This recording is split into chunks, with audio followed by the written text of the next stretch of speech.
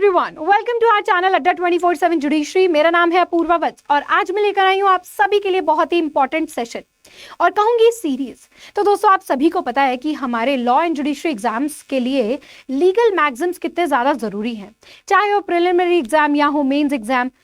मैगजिम को यूज करना होता है मेंस आंसर राइटिंग में और बहुत सारे क्वेश्चंस आते हैं मैगजिम्स के ऊपर।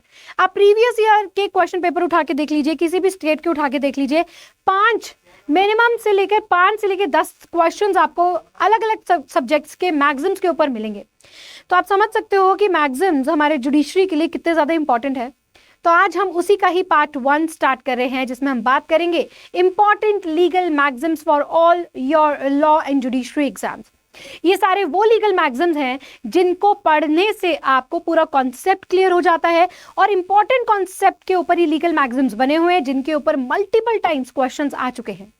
तो अगर आपको नहीं पता कि ये लीगल मैगजिम्स होते क्या है, तो चलिए थोड़ा ब्रीफ में मैं आपको बता देती हूँ कि लीगल मैगजीम होता है well established legal idea, proposal और डॉक्ट्रिन और जनरली एक्सप्रेस्ड इन लैटिन। यानी कि लॉ की भाषा को, लॉ के कंसेप्ट को किस में बताया हुआ है? लैटिन लैंग्वेज के अंदर बताया हुआ है। या तो हम लीगल आइडिया के बारे में बात करें या फिर हम बात करें किसी एक वेल एस्टैब्लिश्ड प्रपोजल कंसेप्ट को। एक बड़ा लंबा चौड़ा कॉन्सेप्ट केवल एक छोटे से लीगल मैगजीम के अंदर आ जाता है और जैसे ही आप उस मैगजीम को पढ़ते हैं आपको आइडिया लग जाता है कि what is this talking about. तो बहुत इंपॉर्टेंट टॉपिक है ये। और उसके बाद majority of these Latin maxims date back to the middle ages of European government that employed Latin as their official language. ये यूरोपियन गवर्नमेंट के दौरान की बात है कि जब लैटिन लैंग्वेज को ऑफिशियल माना गया था और लीगल टर्मिनोलॉजीज को लैटिन में पढ़ा जाता था और उन्हीं लैटिन फ्रेजेस को हमारे इंडिया के जो लॉज हैं उन्होंने भी ऑप्ट किया है और उसी के द्वारा हम अपने लीगल लॉ सब्जेक्ट्स को पढ़ते हैं।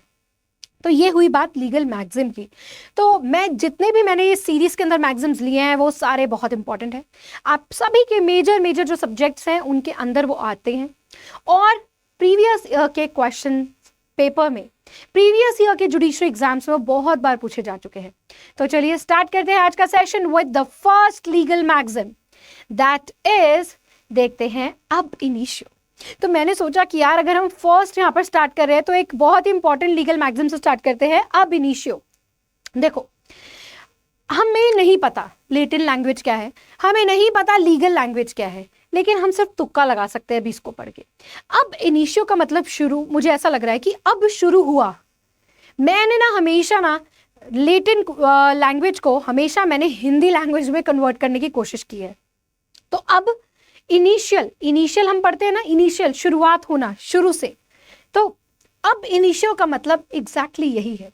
अगर आप लैटिन मैगजिम्स को समझने लग जाओगे ना तो आप अच्छे से तुक्का भी लगा सकते हो, अच्छे से गेस भी लगा सकते हो। तो चलिए हम बात करेंगे आज अब इनिशियो के बारे में। What is this Latin maxim ab initio called? Ab initio का मतलब है is a frequently used Latin maxim that signifies from the very first beginning. सबसे पहले वेरी फर्स्ट बिगनिंग से यहां पर हम स्टार्ट करते हैं, जो कि शुरू हुआ है अब इनिशियो। फॉर एग्जाम्पल, अब इनिशियो, कोर्ट ने, जज ने कहा कि अब इनिशियो बनता ही नहीं। फॉर एग्जाम्पल हम लोग बात करते हैं कि अगर कोई भी पर्सन सेकंड मैरिज करता है, हमारे देश के अंदर हमारे हिंदू लॉ के हिसाब से, पर्सनल लॉ के हिसाब से सेकंड मैरिज अलाउड नहीं है और अलाउड नहीं है, बाइगैमी कोई भी करता है तो वो अब इनिशियो, यानी कि जब से वो शादी हुई है शुरुआत से ही वो शादी क्या है? वॉइड है। तो यहां पर आपको समझ आया शुरुआत से कैसे? From the very first beginning, from the very first instance, it is void, it is illegal, and whatever the situation and the situation is. The literal meaning of ab initio is from the very beginning of the law act, it was wrong. जैसे कि शुरुआत से ही ये wrong है, गलत है। Such a term is used in respect to laws, agreements, indeed made between the parties, जैसे marriage related matters, when something described as void ab initio.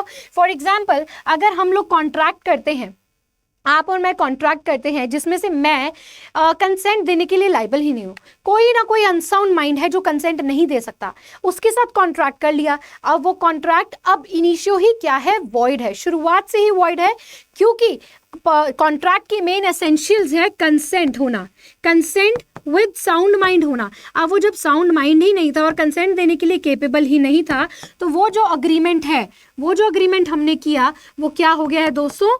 Void हो गया है। तो ये चीज, ये जो बात है, ये क्या हो गई, वॉइड अब इनिशियो हो गई है। ये हमने पढ़ा इसका literal meaning. Now moving forward, तो हम बात करते हैं इसके बारे में और साथ ही साथ हम बात करेंगे इनके इंपॉर्टेंट केसेस के बारे में। इंटरप्रेट करते हैं इस अब इनिशियो को। When a court deems anything in a case of ab initio, it indicates, अगर कोर्ट कहती है, मानती है कि ये इस केस के अंदर ये अब इनिशियो है, it indicates that the court decision applies from the moment an act had taken place, यानी कि स्टार्ट से ही, जैसे ही एक मोमेंट टेक प्लेस हुआ, तब से ही सर्कमस्टेंस जैसे हुई, question were placed not from the time of court actually ruled to the subject. In contracts, property, marriages, the word void ab initio is frequently used. हम contract act के अंदर बहुत use करते हैं void ab initio, हम marriages Hindu law के अंदर बहुत यूज करते हैं कि कोई भी चीज जो कि कानून ने प्रोहिबिट कर रखी है, कानून ने बता रखा है कि ये this is contrary to the law, और अगर हम उसी चीज को कर लेते हैं तो वो from the very beginning, from the very start वो चीज क्या हो जाती है, वॉइड हो जाती है। अब इनिशियो वॉइड है ना, अब इनिशियो इलीगल, अब इनिशियो कॉन्ट्रैरी टू द लॉ, अब इनिशियो प्रोहिबिटेड बाय लॉ। तो स्टार्टिंग से ही ये चीज क्या थी, किसी ना किसी चीज के अगेंस्ट या किसी के साथ थी। ये सारी चीजें हम लोग पढ़ सकते हैं, राइट अगर हम एग्जाम्पल की बात करें तो when a police officer enters to the a property, अब ये पुलिस है, ये क्या करती है, ए की प्रॉपर्टी के अंदर एंटर करती है, ये है ए की property, right with the authority of court order that allows him confiscate a costly painting।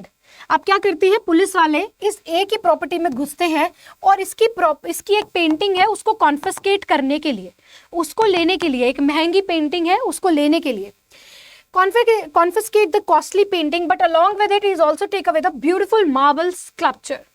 तो अब क्या होता है, पेंटिंग लेनी होती है लेकिन ये क्या करता है, उसका एक वहां से एक स्कल्पचर भी ले लेता है। He is considered to be the trespasser ab initio। तो अब ये क्या माना जाएगा, शुरुआत से ही क्या माना जाएगा, शुरुआत फ्रॉम द वेरी बिगिनिंग उसको माना जाएगा कि वो ट्रेसपासर है ना। और this is because he miss use the power of court. Court ने केवल क्या कहा था, पेंटिंग लेने के लिए, लेकिन साहब तो ले बैठे एक मार्बल का, पत्थर का स्कल्पचर। तो यहां पर from the very first beginning वो क्या हो गया, अब इनिशियो हो गया, राइट तो अगर हम इसके इंपॉर्टेंट और लैंडमार्क केसेस के बारे में बात करें तो अब इनिशियो से रिलेटेड आप 3 केसेस को यहां पर देख सकते हैं। पहला है Keshavan Madhava Menon versus state of Bombay 1951, जिसके अंदर अब इनिशियो से रिलेटेड, लेटेंट फ्रेज से रिलेटेड आपको कुछ बातें जानने को मिलेंगी।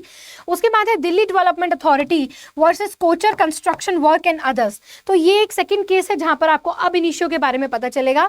और थर्ड है Shiv Kumar and other versus union of India 2019। तो मैंने पुराने से लेकर नए तक के जितने भी जहां पर आपको अब इनिशियो के बारे में पता चल सकता है वो मैंने यहां पर लेकर आई हूं, तो आप इनको रीड कर सकते हैं अगर आपकी इच्छा है तो इसी तरीके से दोस्तों बहुत ही ब्रीफ में, बहुत शॉर्ट में मैं आपको सारे मैगजीम्स कवर कराऊंगी। तो आपने यहाँ पर बने रहना है इस सीरीज के साथ। और साथ ही साथ मैं आपको बता दूं कि बहुत सारे पार्ट्स आने वाले हैं इस सीरीज के, बहुत सारे पार्ट्स यहाँ पर आपको देखने को मिलेंगे। और अब अगर मैं आगे चलूं तो यहाँ पर आप सभी को मैं बता दूं दोस्तों कि बहुत सारे मैगजीन्स की मैंने यहाँ पर फाइल बनाई है, तो आप ये देख सकते हैं। साथ ही साथ if you guys are preparing, if you guys are going to appear in all India bar 18 exam, तो हम सब आपके लिए लेकर आए हैं बैरिस्टर बैच। ये बैरिस्टर बैच आपको केवल मिलेगा 999 रुपीज में, राइट Y748 आप ये कोड लगाएंगे तो आपको 1 साल की वैलिडिटी मिल जाएगी। जब से बैच स्टार्ट होगा, लाइव बैच होगा ये, और जब से बैच स्टार्ट होगा 1 साल तक आप तैयारी कर सकते हैं हमारे साथ। साथ ही साथ ये यहाँ पर स्टेट स्पेसिफिक जुडिशरी बैचेस है, अगर आप किसी एक स्पेसिफिक स्टेट को टारगेट कर रहे हैं तो ये सारे बैचेस आप यहां पर ले सकते हैं, ओके। और ये कोड लगाना है Y748, तो इन सभी पर आपको 78% का डिस्काउंट मिल जाएगा। एंड दिस इज जुडिशरी का महापैक। दिस महापैक includes all state judiciary exams, plus यहाँ पर आपको तीनों stages and will cover the entire syllabus like major, minor, special, local, और सभी चीजें यहाँ पर कवर कराई जाएंगी। And you can use this code Y748, ये कोड यूज करना है तो आपको ये जो है 2 साल के लिए मिल जाएगा, 2 years के लिए आपको मिल जाएगा। और इसकी कॉस्ट है 50 के, आपको केवल यहाँ पर 12,500 रुपये में मिल जाएगा। कोई भी आपसे बात करे बोलो यही कोड लगाना है Y748, बस बात खत्म हो गई, ठीक है। तो ये सब आज के लिए दोस्तों, ये हमारा टेलीग्राम का हैंडल, आप इसे कनेक्ट करेंगे तो आपको सभी PDF, सभी नोट, सभी क्लासेस की नोटिफिकेशन आपको यहाँ पर मिल जाएगी। And thank you so much guys for watching this video. ऐसी शॉर्ट वीडियो है, हर मैगज़िम को यहाँ पर हम डिस्कस करेंगे। और अगर आप चाहते हैं कि सभी मैगज़िम्स को डिस्कस किया जाए तो लाइक कर दीजिए सेशन को, शेयर ज़रूर कर दीजिएगा अपने ग्रुप के अंदर, एंड कमेंट डाउन कैसा लगा। तो चलिए इसी के साथ मैं मिलती हूँ आप सबसे अपने पार्ट 2 में। तब तक के लिए आप सभी को जय हिंद।